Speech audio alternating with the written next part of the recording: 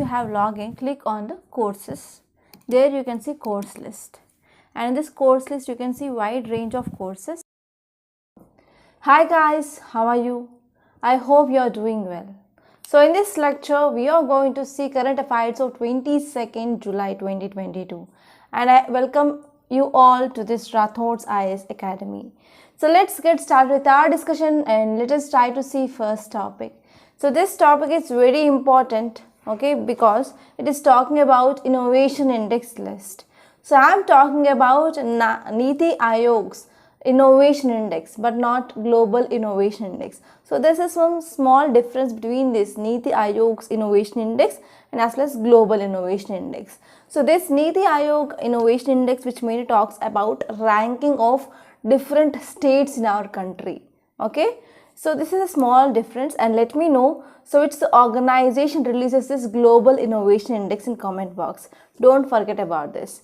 So now let us try to see this topic. So this title of this article says Karnataka tops Niti Ayog's innovation index list. Okay, so it is talking about Karnataka. Karnataka tops this Niti Ayog's innovation index list.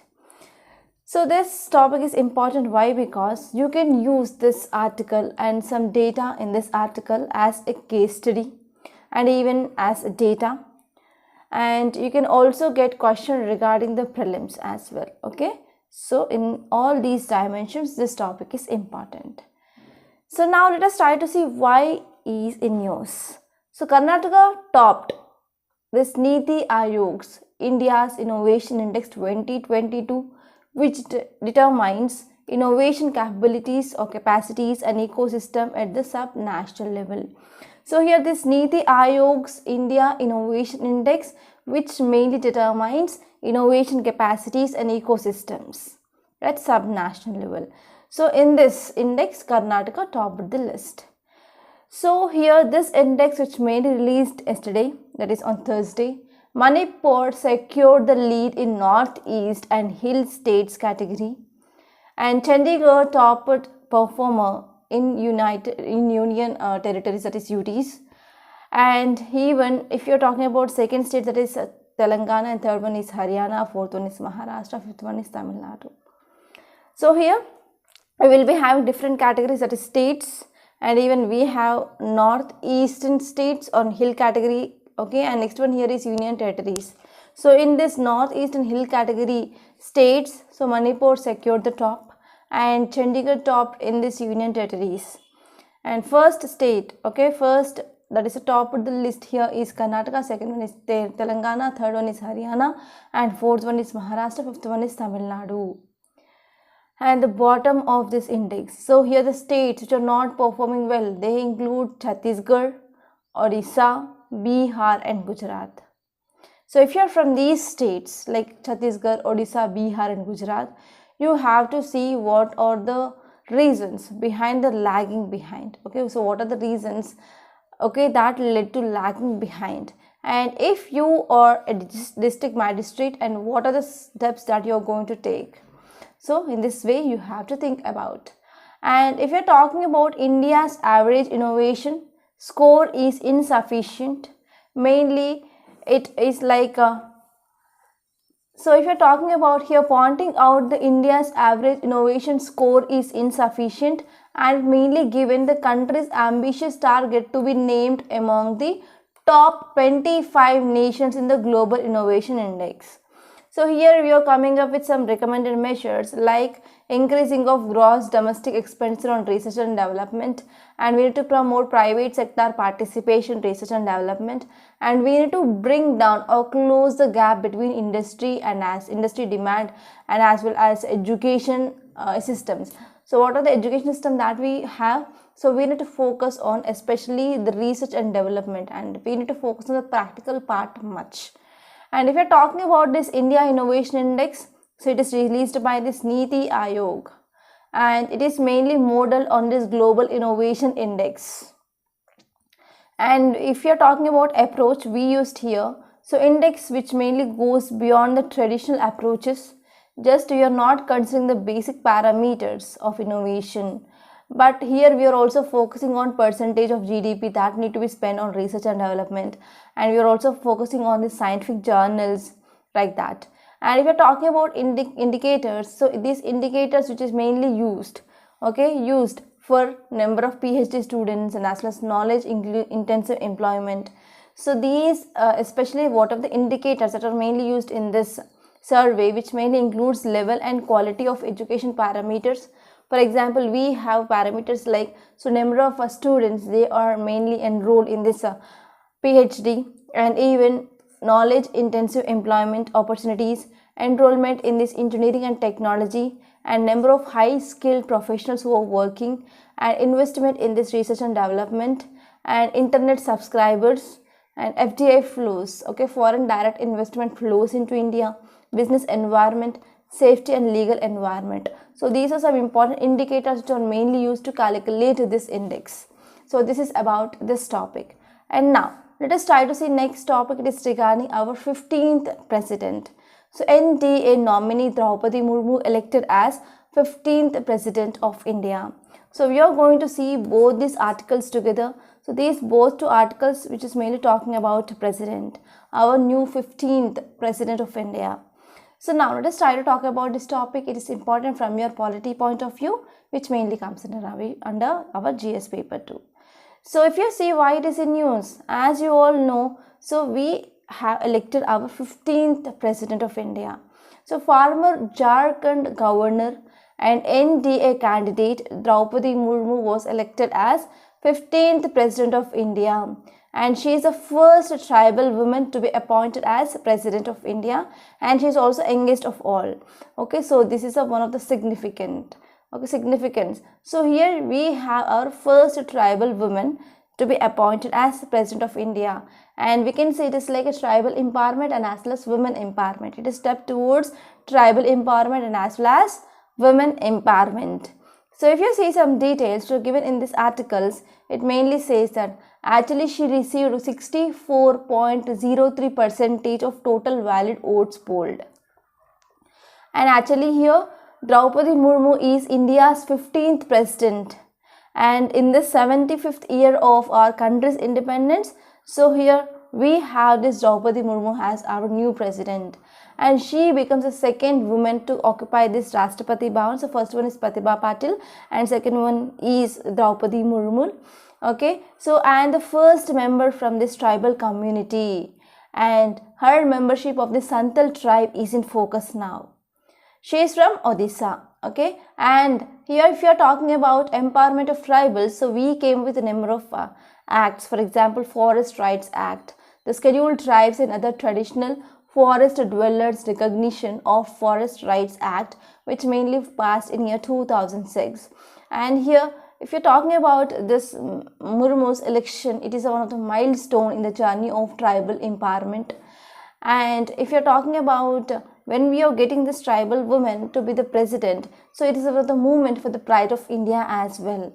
And this is the right movement mainly to pay attention to the concerns of many tribal activists they have raised of a systemic erosion of protection accorded to the tribals. So actually these tribal people, they mainly live in jungles or forest, and they have some rights like, so they can collect this minor forest produce and they can sell in the nearby markets. That will be helpful for sustenance of their livelihood, right? So here once when we elected our president, she is from a tribal community, means we can say this is one of the right moment to pay attention to the concerns of this many tribal activists. And if you are talking about any developmental projects that we are coming up, that will lead to displacement of lakhs of peoples. So especially the most of the tribals will be mainly affected when you are coming up with developmental projects in this tribal related areas. And if you're talking about some concerns which are mainly faced by these tribals, they include harassment, they include suppression by the police, and general intolerance of the state towards this tribal autonomy. So these are some issues that we are going to focus now. And if you're talking about Murmu, she has certainly become an inspiration for all disadvantaged sections of society. For example, you can talk about women, you can talk about tribals, and as well as poor in general. So to make her election more meaningful, State policy too must bend towards justice and fairness to all. So here whatever the policies that are going to come up by the government in our future, so that need to bend towards justice and as well as fairness to all. And here Mrs. Murmu's election should not be used as a convenient excuse for inaction and countering the wider disempowerment of tribal people. Okay, so here we need to focus on empowerment of the tribal people, and we should not take any excuse that we made tribal women as a president. We need to take proper action for the encouragement of this tribal people. So this is about the gist of this topic. And now let us try to see next topic. It is regarding Pegasus battle. So as you all know that Pegasus, it is a spyware which mainly attacked the mobile phones, right? So now let us try to go deep into this topic and let us try to understand why it is in news again. In Pegasus battle, the fight for surveillance reform. So this article is important from your security point of view, which mainly comes under your GS paper 3. So here why it is in news again? As you all know that 1 year had been passed since disclosure about this Pegasus project. So here this Pegasus project that revealed that so there is a threat to our democracy. Okay, so a year has passed since a disclosure about the Pegasus project revealed that the threat to our India's democracy. So here this article mainly says that a leading digital news platform reported that mobile phones or cell phones of about 3,000 Indians they had been hacked or attacked by this Pegasus malware. Okay, actually this Pegasus, it is a spyware from the Israel based NSO group.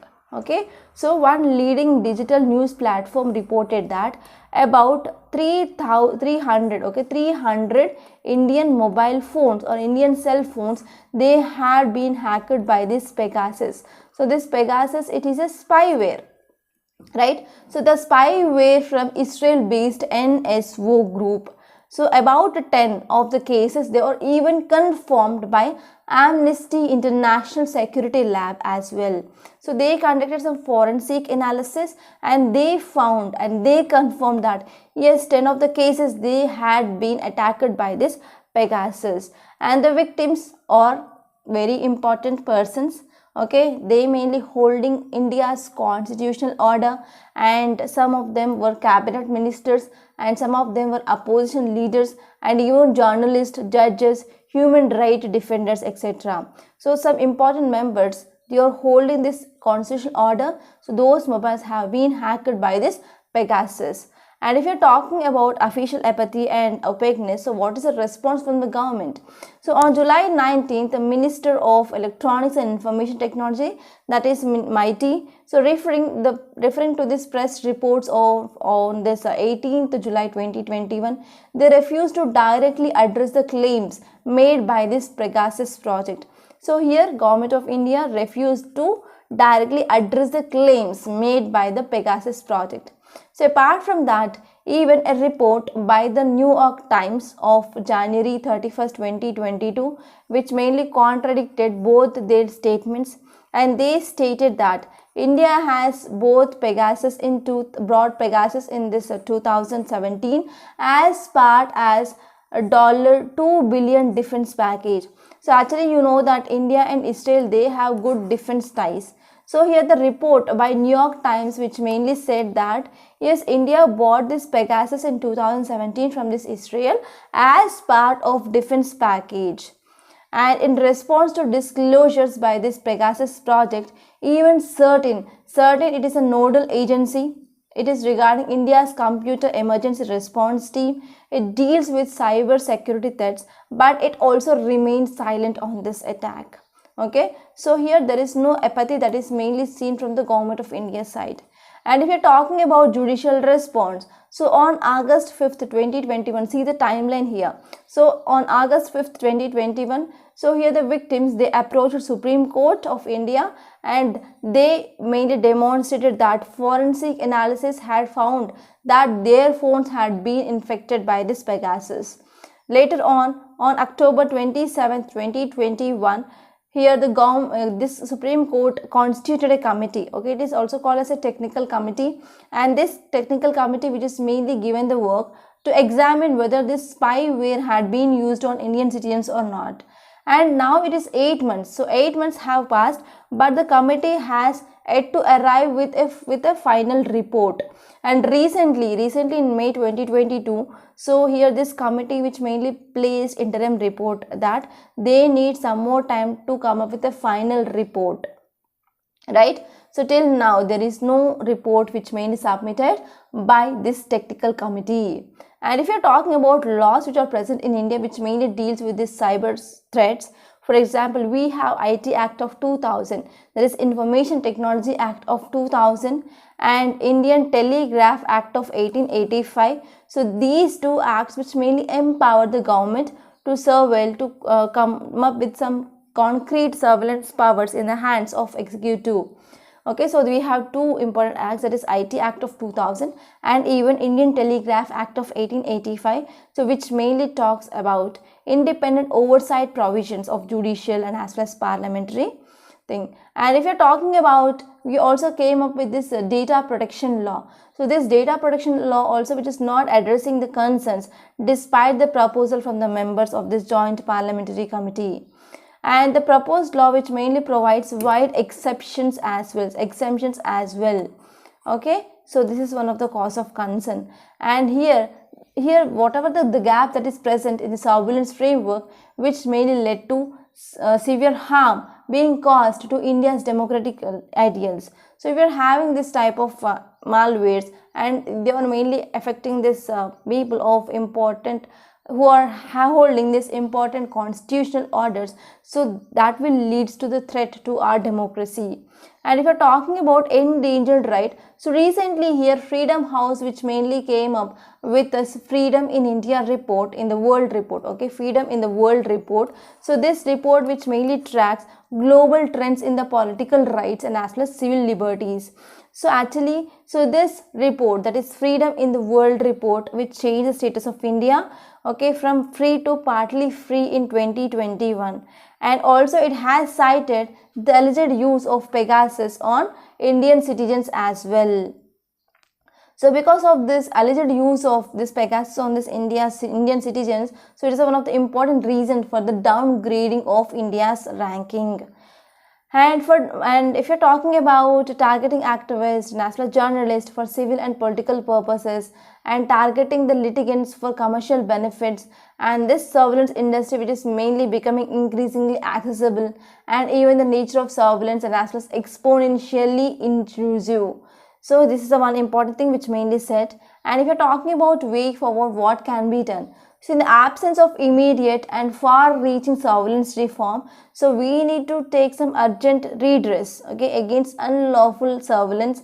And even as you all know, right to privacy is one of the fundamental right. And in case Puttaswamy judgment, Supreme Court said that right to privacy, which mainly comes under Article 21 of Indian Constitution, which mainly talks about right to life and liberty. So because of this, yes, government need to ensure right to privacy as well. Okay, so this is about this topic. And now let us try to see next topic. It is regarding India-Sri Lanka relations. So advantage New Delhi's in Sri Lanka's India lifeline. So this topic which is talking about India-Sri Lanka relations. So here, as you all know, Sri Lanka came up with a new president, right? So because of this, so what are the opportunities which are present with India to boost relationship, okay, with Sri Lanka? So those are the things that are mainly given in this article, and this topic is again important from your international relations, and this comes under our GS paper too. And now let us try to see what is going on in Sri Lanka.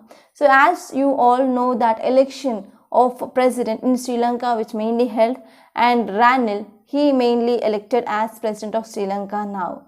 And because of this, Ranil who came into power, so this mainly gives India an opportunity to take the lead in the foreign aid game and its neighborhood. So because of this, a new president in Sri Lanka, yes, this will give an important opportunity for India to lead foreign aid game and as well as neighborhood. So now let us try to understand what is this foreign aid game. So as you all know, Sri Lanka, which is mainly facing severe economic crisis. So because of this, even India, which mainly identified that, and India started providing some foreign aid to this Sri Lanka. So Sri Lanka, which is mainly facing a severe economic turbulence, and even because of this economic crisis that led to mass protest in the country, and that eventually forced former president of Sri Lanka, that is Gotabaya Rajapaksa, to leave the country.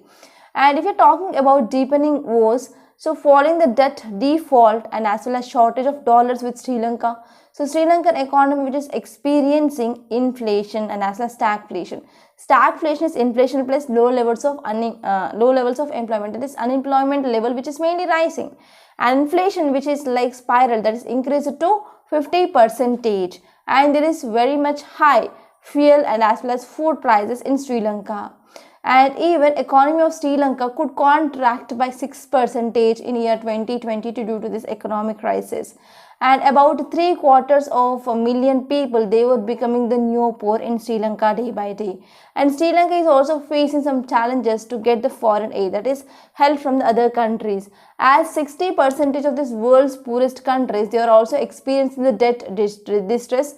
As you all know, now we are facing second global economic recession or second global recession in 3 years because of this COVID-19 pandemic, because of this Russia-Ukraine crisis, etc. So if you're talking about what are the opportunities that we are going to get, that is India going to get.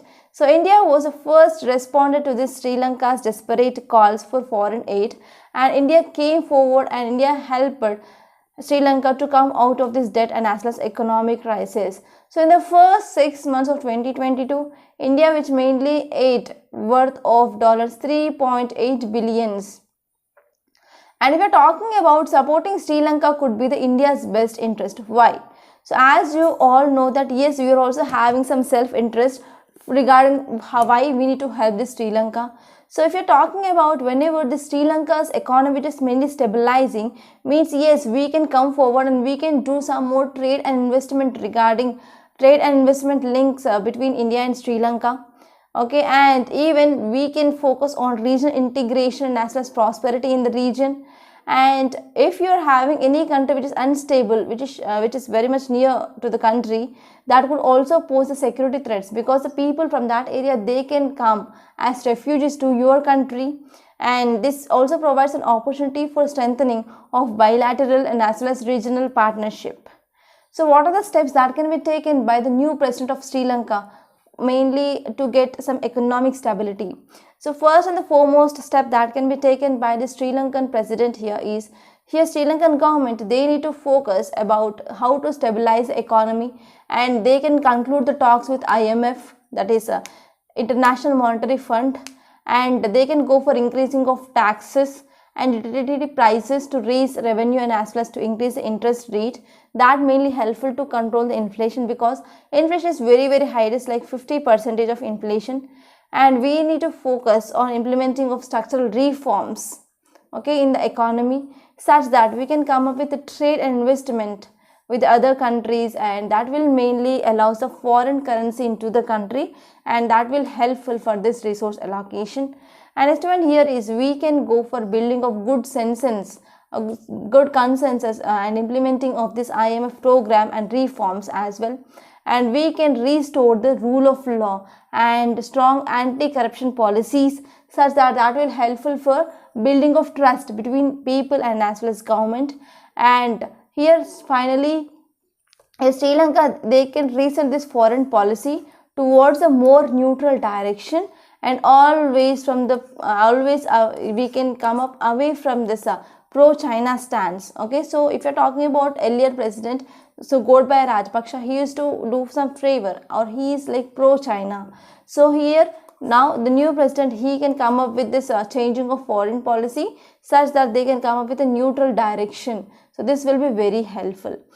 Okay, so these are some articles that appear from the Hindu, and let me make a small announcement. We in Rathod Science, we came up with this foundational course for UPSC CS 2023 and 2024.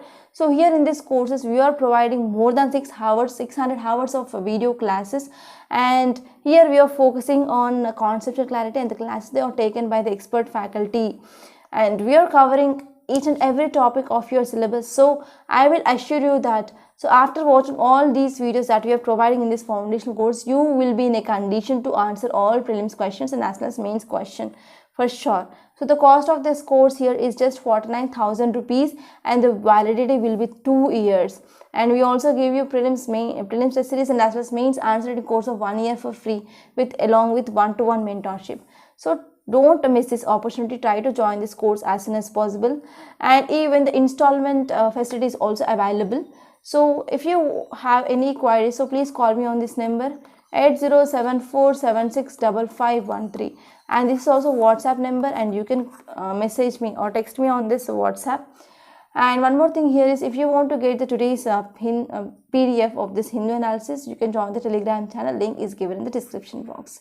And now let us try to see some more articles which appear in the other newspapers, such that you will be getting a brief idea regarding the current affairs of the day. And at the last, we are going to see the PDF of the Hindu as well. So don't skip the video. So try to watch the video till end, so that you will be getting great insights to the current affairs of Hindu and even the current affairs of other newspapers as well.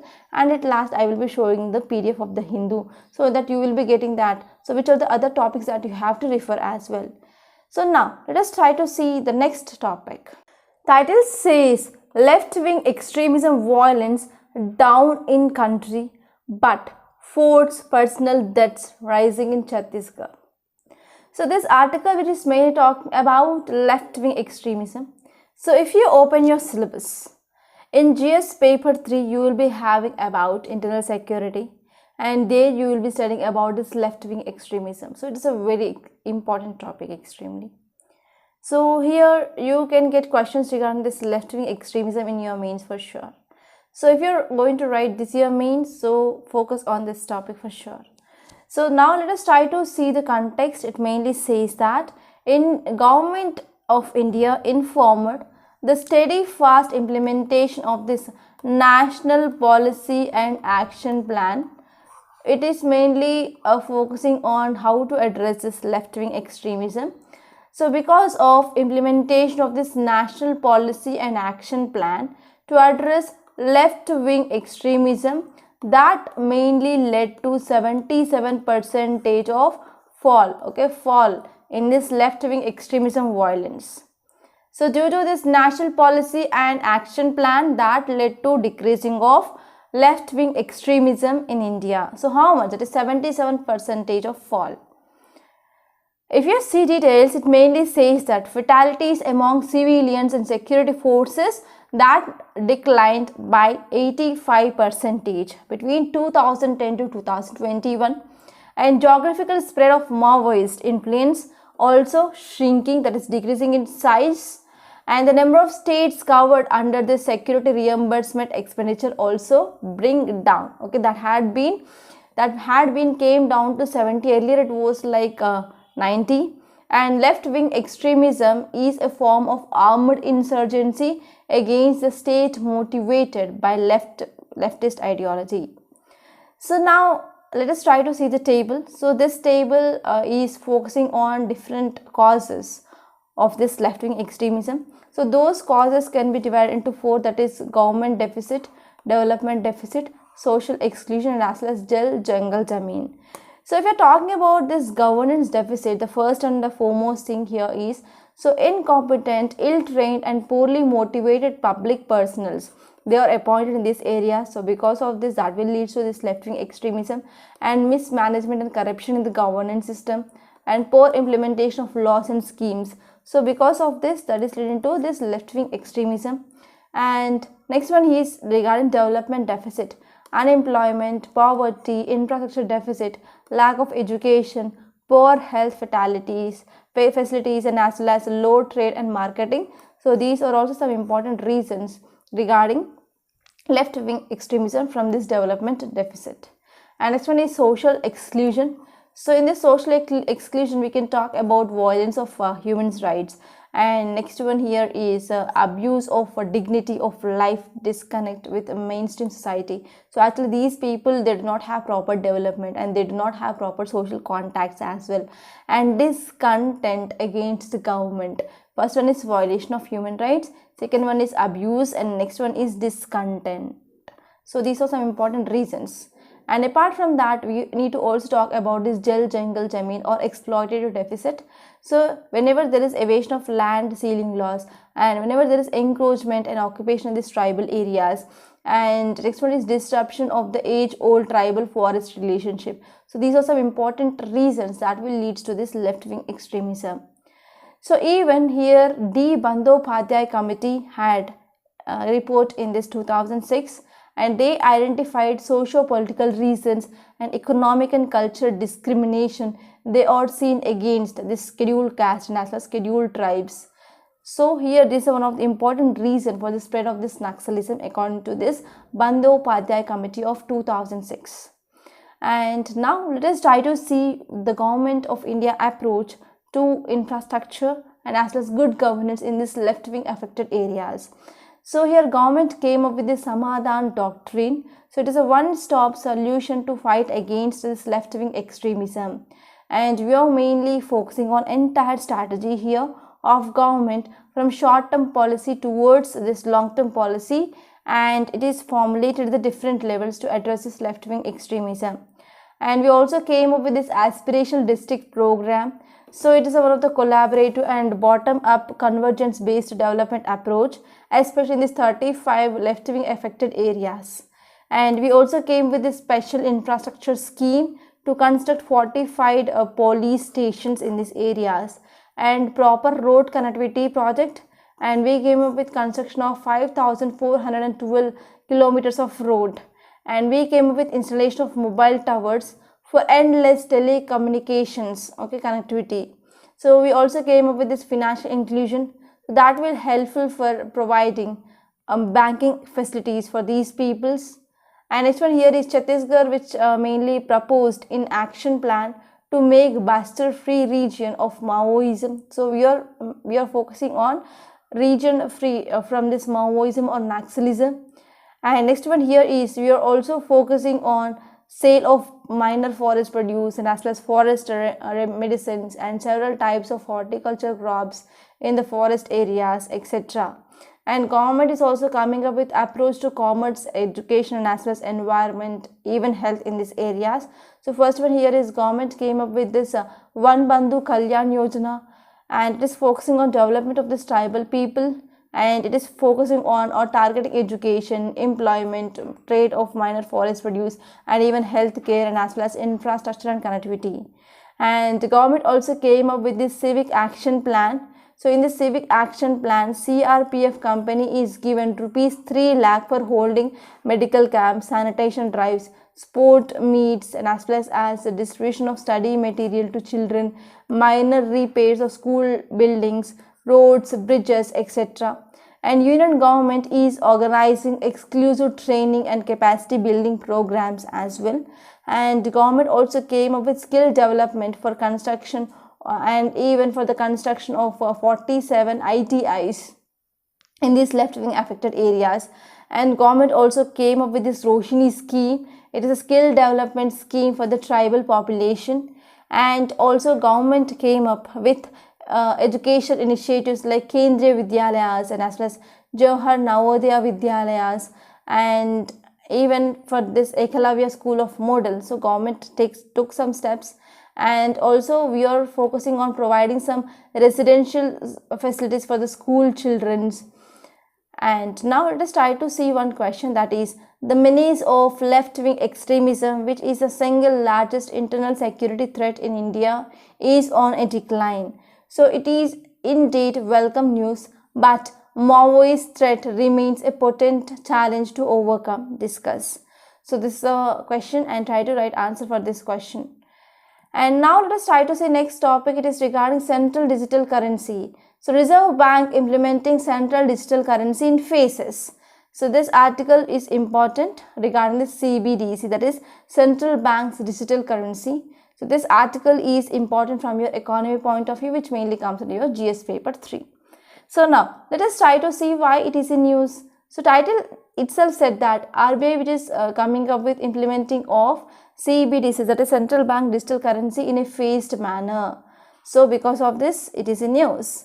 So if you're talking about what are the benefits whenever this Reserve Bank of India coming up with this digital currency, so what will be the benefits? So it is having the social benefits, and even we can go for targeted payment system in the country, and it also foster our cross-border remittance payments as well. And here it also focuses on universal access, okay, for the official payment functionality, and even it will be helpful for instant lending to micro, small and medium enterprises as well. So these are some important benefits of this CBDC. And why we need this CBDC? As you all know that whenever we are coming up with official digital currency, that would mainly going to reduce the cost of currency management. For example, if you want to go for printing of the money, so it will be like incurring huge cost on this RBI, and we can also focus on even the reducing of the cost as well. And if you are talking about the CBDC, so here this is nothing but central bank's digital currency, or we can say it is a nation's digital currency, and it is nothing like just a digital form of currency, fiat currency. So instead of printing paper, okay, paper currency here, or minting of coins, so central bank can issue this electronic tokens. So the token value can be backed by the full faith and the credit of the government. So here the CBDC is not comparable with private virtual currencies or cryptocurrencies. So these are some important facts regarding the CBDC. So now let us try to see what are the steps taken by the RBI towards the CBDC. So we came up with introduction of the CBDC in our budget itself, and the government also amended one section of this RBI Act of 1934 as well. And next one is India's official digital currency is likely to be debuted by early 2023. And what are the challenges of this national digital currency? So there might be potential cyber security threat and the lack of digital literacy of the people, right? So it is also like it is one of the impediment, I can say, or peril, and issue with regulation or and even tracking investment and purchase and taxing individuals, etc. And it's also having some threat to privacy as well. So these are some challenges that we need to pose. And if you're talking about evolution of this cryptocurrency framework in India, so in 2013 itself, RBI cautioned users and investors in this virtual currencies. And 2018 RBI, which mainly came up with a circular that it mainly barred banks and other financial institutions. They are mainly dealing with these cryptocurrencies. And next one here is Finance Ministry on virtual currencies recommended banning of cryptocurrencies in India, and 2019 banning of this cryptocurrency and regulation of official digital currency bill 2019. They came up with absolute ban on private cryptocurrencies. And 2020 here Supreme Court struck down 2018 RBI circular, and 2021 here's cryptocurrency and regulation of official digital currency bill 2021, which mainly introduced. Okay, so this is about this topic regarding evolution of cryptocurrency framework in India. So now let us try to see what are the recommendations of this SC GAR committee in 2021 regarding this central bank's digital currency. So here it mainly said that ban anybody who binds and as well as who holds, who transact or deals with this cryptocurrency in any form.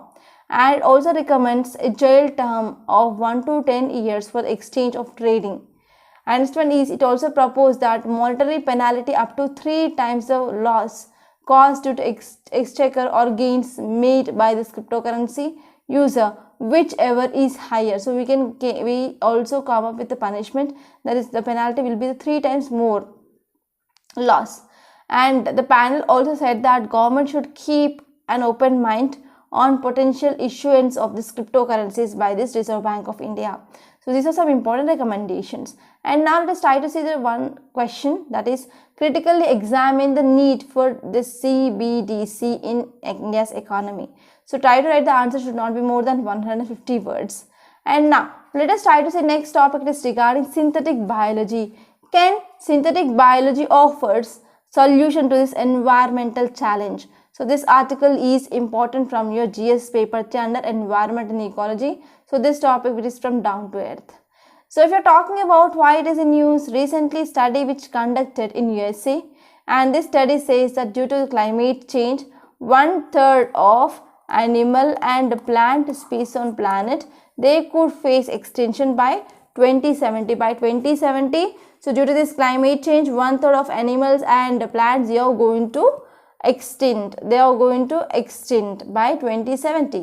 So environmentalists consider synthetic biology or synbio, which is one of the potential tool to preserve our biodiversity and as well as to restore the natural ecosystem. So now let us start to talk about what is a synthetic biology. So synthetic biology, which mainly came into existence, or this word which mainly used in year 1980 for the first time, and they used this synthetic biology to describe bacteria which had genetically engineered using this recombinant DNA technology. So by using this recombinant DNA technology, we came up with genetically engineered bacteria. So this synthetic biology refers to the science of using genetic sequencing. We are mainly going for editing and even modification to create unnatural organisms or organic molecules that can function in the living systems. So synthetic biology, which enables a scientist to design and to synthesize new sequences of DNA. So synthetic biology, it enables the scientist to design and to synthesize. So this is one of the application, and this term which is mainly used to describe or to go for synthesis of unnatural organic molecules. And if you're talking about application of the synthetic biology, it can be used in bioinformatics, it can be used in computer science, physics, engineering services or engineering sciences, chemistry, agriculture, microbiology, molecular biology. So in all these areas we can use this synthetic biology. So what are the uses? So technology could be helpful in use for sustainable production of bioenergy and as well as drugs and as well as food, and will be helpful to capture carbon dioxide from industrial emissions, and also helpful to recycling of the fuels using these microorganisms, and we can also protect the threatened species. And next one here is technology will also help to resolve some of our society's most imperative problems regarding infectious diseases, drug development, etc. And here it also helps scientists to find right answers and the faster and more efficient way, and driving them towards the path of innovation as well. So now let us try to see what are the concerns. So here we are going to talk about economic concerns and as well as environment related concerns. So first one here is economic concerns. So here due to this due to this technology that will leads to especially surge in economy, causing a shift towards biotechnology based economy. So we are going to move towards this biotechnology based economy, and will also affect the rural area the most, and even low income tropical countries as well. So natural products are usually grown and harvested in low income countries. They could be displaced by the synthetic biology. And next one here is environmental concerns. So whenever any new species which is mainly created, or when a species is intensely modified, then that will also have some impact on the other creatures which are existing together. So this is about this topic, and these are some important current affairs. And now let us try to see today's Hindu newspaper PDF. So this is our today's Hindu, date is July 22nd, and this is Delhi edition. So first article, it is regarding Draupadi Murmu. I discussed this topic in detail, and here you can see one article, clarify actions against the hate speech. So already a number of times we discussed about this hate speech, and you can go through this article once. And here you can see one interesting image, that is Kashmiri tribes attending a mass wedding in Sri Lanka in Srinagar on Thursday. So here Kashmiri brides, the brides, they are mainly going for wedding at a one go, so it is called as a mass wedding. And if you move on to the city page, there is nothing much important, and you can directly move on to the states page. So in the states page also there is nothing much important, and here you can see in the states page, page number 7. So you can see stolen 19th century painting traced to US Museum. So here you have to know about Antiquities Act. And if you move forward here, you can see one interesting image that is called as a plastic pond. So pond, okay, that is PV Narasimha Rao Marg in Hyderabad. It has become a dump yard of plastics, and here we can see pile of used plastic they clogged in this pond. Okay, and next topic here is regarding Pegasus. I discussed this. I discussed regarding this Madam President. I discussed about this India-Sri Lanka relations, and you can directly move forward to this text and context. Here you can see the title, that is Kerala's fight against monkeypox. So actually you know that 2 cases were identified in Kerala regarding this monkeypox. So on July 14th, Kerala detected the first case of this monkeypox in the country. In the country in 35 years old returning from UAE. So UAE person, he returned to Kerala, and in that person they detected this monkeypox. And 4 days later, authorities also confirmed the second case, also a passenger from UAE.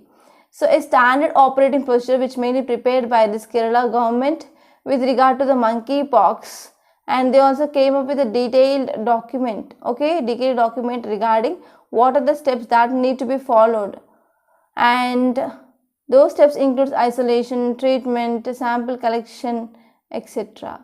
And all districts, they were asked to strengthen this field level surveillance of cases with this fever, rashes, along with some other symptoms like enlarged lymph nodes, and as well as headaches, body aches, and profound weaknesses. So this is about this topic. And next topic is regarding Pegasus spyware. Actually you know about this Pegasus spyware. So now let us try to see just a brief facts which are given here in the gist. So here Supreme Court would be hearing the case pertaining to this alleged use of this Pegasus spyware this month, and actually they came up with this expert committee, but the final report has not been submitted.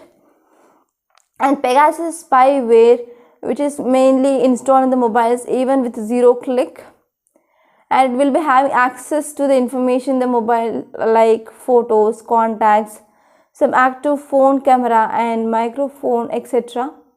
And the reports had appeared in July 2021, and this report said that India, at least 40 journalists, cabinet ministers and holders of constitutional positions, and even some important personalities who are holding this constitutional positions, they had been attacked by this Pegasus in their mobile phones. And if you move forward, here in this 12th page, you can see article regarding this Niti Ayogs Innovation Index. I discussed this topic. And next topic is about India is watching developments regarding or near this LAC. So this is also one cause of concern. So here they are coming up with a new road construction here in this area. And here you can see one article, there is no need to amend this anti-defection law. So number of times I discussed about this anti-defection law. So it is a time for the revision. And if you move over here, you can see potholes appear in Bundelkhand expressway. So this expressway are very important in the country because so they will be having less traffic so that we can reach airport very soon. So here in this Bundelkhand expressway, so potholes appeared. So because of this, if at all any vehicle which is moving with a very high speed means it will be having some concerns regarding it might met with an accident or slippery, etc. And the next topic here, it is about women have the right to safe abortion, says Supreme Court. So here what happened, denying an unmarried woman right to safe abortion violates her personal autonomy and freedom. So Supreme Court mainly said in the order on Thursday, yes, we need to provide safe abortion options for the women. And so a bench which made led by Justice D.Y. Chandrachud was hearing the appeal of a woman who wanted to abort her 24 weeks pregnancy after her relationship failed and her partner left her. So lower court had taken an unduly restricted view. And as you all know that Medical Termination of Pregnancy Act, which mainly talks about in how many weeks we can go for pregnant, or we can see like a termination of our pregnancy. So here now the victim here is 24 weeks pregnancy. So she want to go for termination of their pregnancy, and Supreme Court said that yes, we can go for termination of pregnancy. And one more article here, it is about with opposition absent, Lok Sabha differs debate on Antarctic bill. So regarding this Antarctic bill also I discussed number of times. So please go through this topic once. And this world's page, there is nothing much important today. And here in this business page, you can see ADB paid India's financial year's growth forecast to 7.2%. And banks NPAs non-performing assets ratio likely to fall to 5.5 by March 2024. It is a counter rating agency, that is a Standard and Poor. So I already discussed about what is this NPA and what are the different clauses of this NPA I discussed. So you can go for revision. So these are some of the important articles that appeared in our Hindu's newspaper today. And I explained you the other articles which appeared in the other newspaper, which are very much relevant from our UPSC point of view, where there are high chance of getting questions.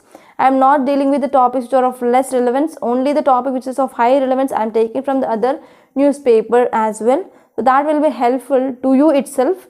And one more thing is, I am also showing you the PDF at the last, so that you will be getting some idea like, so which are the topics that you have to refer further. So by this I am concluding. I hope you enjoyed this lecture. Subscribe to Rathod's IAS Academy if you are new to this channel, and press bell icon also, so that you can get the notifications whenever we are posting the new video. So by this I am concluding. Thank you so much. Want to see your name in the final list of UPSC CSC? If yes, then for that, mains answer writing practice is very important. Many UPSC aspirants, they face difficulties in answer writing. So many questions that comes into your mind, like how to structure answer of the question. So what is the demand of the question? So how to organize the facts, data that we collect from current affairs, and what about these keywords? If you are the one who are facing this problem, so come and join us in the webinar on this Sunday to clear your doubts and to master answer writing skills. So for registering, you have to fill the form that is given in the description box, and I will meet you there on live.